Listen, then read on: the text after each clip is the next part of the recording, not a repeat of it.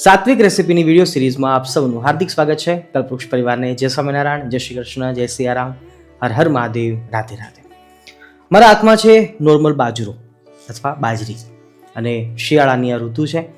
કડકડતી ઠંડી પડે છે અને સાંજના એક હળવા ભોજન તરીકે શરીરને પોષણ આપે અને સાથે સાથે શરીરમાં ગરમાહટ પણ પેદા કરે. અને શિયાળાની અંદર જો બાજરો ખવાય તો એ ખરેખર આયુર્વેદની દ્રષ્ટિએ પણ ખૂબ જ ગુણકારી કહેવાય છે. તો આજે આપણે બાજરાની ખીચડી બનાવવાના છીએ. જી હા, મગ અને ચોખાની ખીચડી તો ઘણીવાર ખાધી હશે, પણ આજે બનાવવાના છીએ બાજરાની ખીચડી, જેનો સ્વાદ ખરેખર અદ્ભુત છે, અતુલ્ય છે અને અનુપમ છે. તો વિડીયોમાં છેક સુધી જોડાયેલા રહેજો. રાધે રાધે. બાજરાની ખીચડી બનાવવા માટે પહેલું સ્ટેપ છે બાજરાને પલાળવું. એક વ્યક્તિ દીઠ 2 મુઠ્ઠીનું માપ મેં લીધું હતું અને હાલ મેં 10 મુઠ્ઠી બાજરો પલાળ્યો છે. 10-15 મિનિટનો ટાઈમ પલાળવા માટે આપીશું, પણ શરત એ રહેશે કે પાણીને થોડુંક નોર્મલ ગરમ કરવાનું અને પછી એને ટાઈમ આપવાનો. આવો શાકભાજીને આપણે તૈયાર કરી લઈએ. ઘરમાં ઉપલબ્ધ હોય એવા તમામ શાકભાજી આપણે લઈ શકતા હોઈએ છીએ. હાલ મેં એક રીંગણું લીધું છે. બટેકાની જગ્યાએ હું હાલ શક્કરિયું નાખું છું, તમે બટેકું પણ લઈ શકો છો. 2 ટામેટાં લીધા છે, એ ઉપરાંત વાલોળ પડી હતી તો એ નાખીએ છીએ. ગાજરના ટુકડા કર્યા છે અને સાથે તીખી મરચી, એ ઉપરાંત લીલી હળદર, બંને સફેદ અને પીળી, અને ઉપરાંત ખટાશ માટે લીંબુ, અને ખડા મસાલાઓ જોઈએ તો મરચું, અજમો લઈ શકીએ, કાળા મરી, તજ અને લવિંગ બાદિયા. તો બસ નોર્મલ વસ્તુઓ સાથે જ સ્વાદિષ્ટ એવી આપણી વેજીટેબલ બાજરાની ખીચડી આપણે તૈયાર કરીશું. ત્રીજા સ્ટેપ ઉપર બાજરાને ફરીવાર પાછો સારા પાણીએ ધોઈ અને થોડોક ફૂલી ગયેલો જે બાજરો છે કુકરમાં નાખી દઈએ છીએ અને 3 ગણું પાણી આપણે લઈ શકીએ છીએ. એવો પ્રયાસ આપણે કરીશું કે બાજરામાં જે પાણી નાખીએ છીએ પછી એને પાછું કાઢવું ન પડે. તો હાલ હું 4 ગણું પાણી નાખું છું. વધતા ઓછું આપણે કરી શકીએ છીએ અને બહુ વધારે લાગશે તો લાસ્ટમાં આપણે બાજરું બફાણા પછી કાઢી નાખીશું. તો 4 ગણું પાણી હું લઉં છું અને પછી નોર્મલ 5 થી 6 કે 7 સીટી મારી દઈએ, બાજરો પાકી જશે.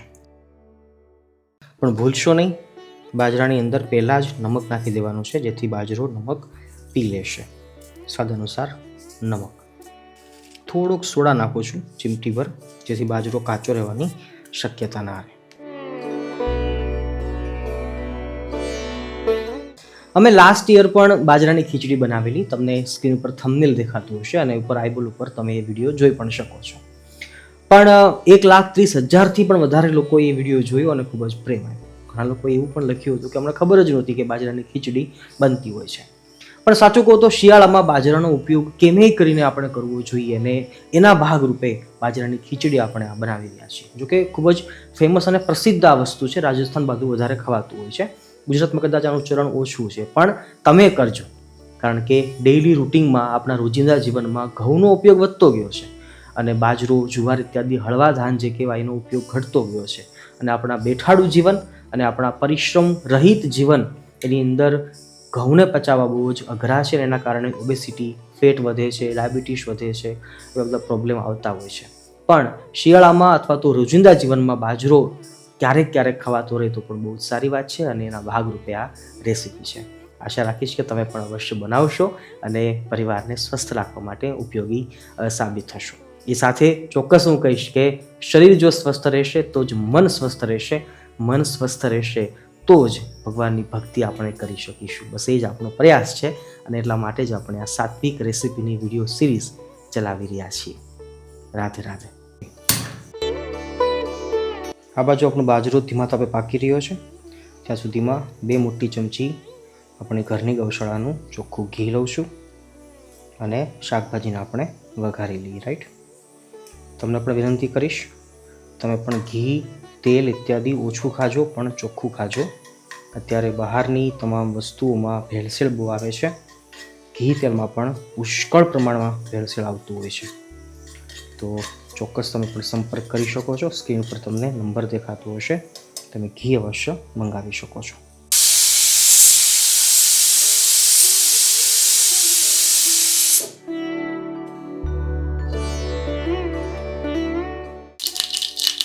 રાઈને ચટકાવી લઈએ, જીરું ફોડી લઈએ,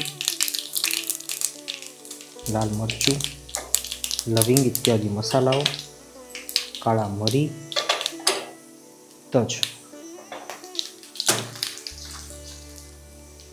અને હવે સૌથી કઠણ શાકભાજી એટલે વાલ.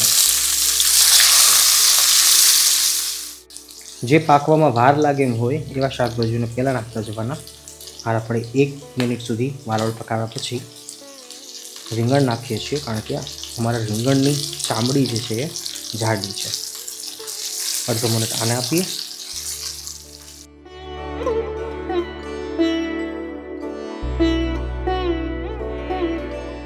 વળી 1 મિનિટ પછી ગાજર નાખી દઈએ છીએ, લાલ મરચાં, લીલી હળદર નાખીએ છીએ. આનો સ્વાદ પણ ખરેખર ખૂબ જ સરસ આવે છે.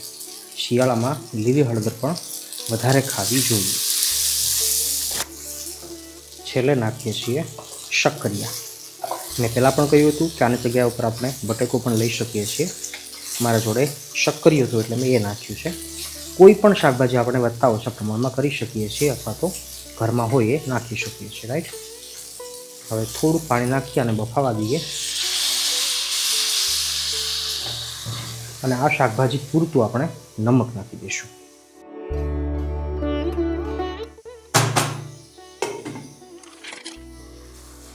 નાઈસ.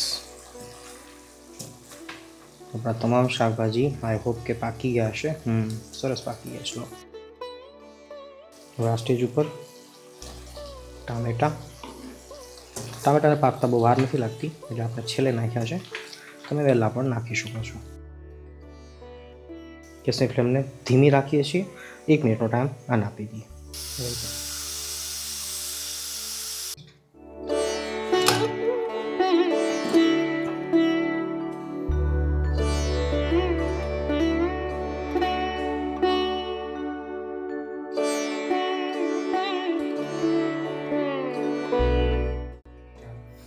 બાજરો આપણો પરફેક્ટ પાકી ગયો છે, અને પકાવતી વેળાએ થોડીક ધીરજ રાખવાની. 7 થી 8 સીટી તો મિનિમમ જોશે ધીમા તાપે, ત્યારે બાજરો પાકશે.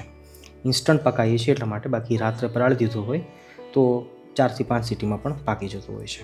આવો હવે વેજીટેબલ સાથે મિક્સ કરી દઈએ અને આપણી ખીચડીને બનાવી લઈએ.